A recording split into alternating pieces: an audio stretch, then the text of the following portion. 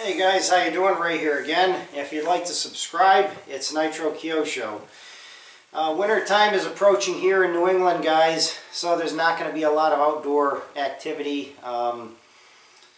We might do a few more helicopter videos outside if we get some decent weather, but as for now, I'm going to focus on a lot of subscriber and viewer requests of doing comparisons, doing reviews, and different things like that. If you have anything you'd like me to talk about, please shoot me a message.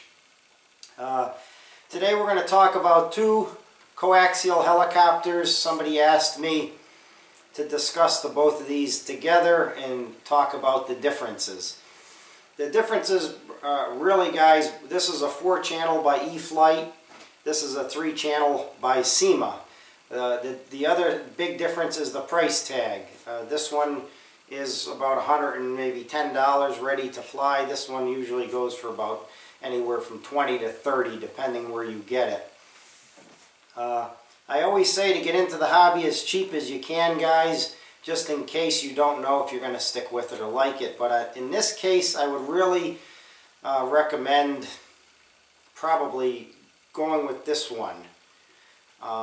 Just for the fact that that's a 4-channel and this is a 3-channel, and this is pretty affordable still, guys. Now, the reason being is because if you want to progress in the hobby, it's going to get you a little confused using this type of a controller, which is a 3-channel. Now, your standard controller, guys, has your throttle for a 4-channel, okay, has your throttle up and down, and then your rudder, okay, left and right, which is going to control the tail left and right. And then on this side, you would have your elevator forward, backwards, and then flying, having the ability to fly with your ailerons left and right. With this type of a controller here, your rudder is on this side, okay, instead of being on this side. This has no rudder control, only up and down. This has your forward, your backwards, and the ability, it has no ailerons, but it has the ability to turn. I think down the road that would hurt you, it would confuse you getting used to having the rudder on this side instead of this side. So I would definitely recommend starting with this if you could afford the $110. They both have replaceable parts. This one, I lost the battery. One of the batteries died on one of my other symas, and I replaced it. But I think the parts are more affordable for this. With this one, you're a lot, you know, if you're on Amazon shopping, you know, I went on there a couple days ago to get some batteries for one of my buddies, and the batteries were 99 cents a piece for this guy, but the shipping was $15, you know. So that's the problem you run into with these off-name, off-brand helicopters, guys. With this one, if you have a battery or something go bad, you go to your local hobby shop and you get one for maybe $5. But other than that, I mean, the big differences for the gentleman that asked me, one is the price tag.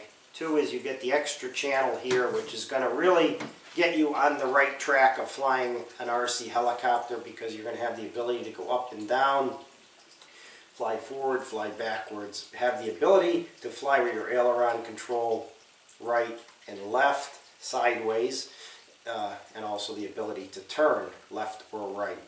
With this one, you're going to be have the problem of being confused eventually with the rudder being over here instead of on the left stick.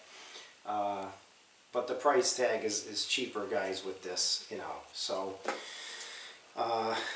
if you really think you're going to enjoy the hobby, or you really think that it's something that really fascinates you, then I would definitely go with this one. If you're a little unsure, then I would probably definitely pick something like this up for $20 or $25 and play around with it for a little bit just to see, you know, if you like it. And you can always, right away, I mean, you could always go back and get one of these, and you could always sell this to a buddy or a friend for, you know, 20 bucks or something, 15 bucks.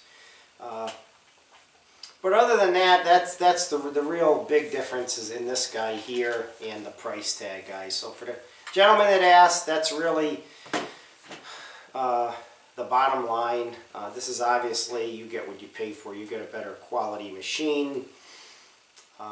This does not have a swash plate that moves. This has a real swash plate on it that tilts. And, you know, what else? I mean, they both have lights and that kind of, you know, stuff on it that really doesn't add anything to the flying ability. But the parts are more readily available for this guy in the local hobby shop. So it's really a decision you guys have to make. But that's my opinions on it. And I thank you for watching.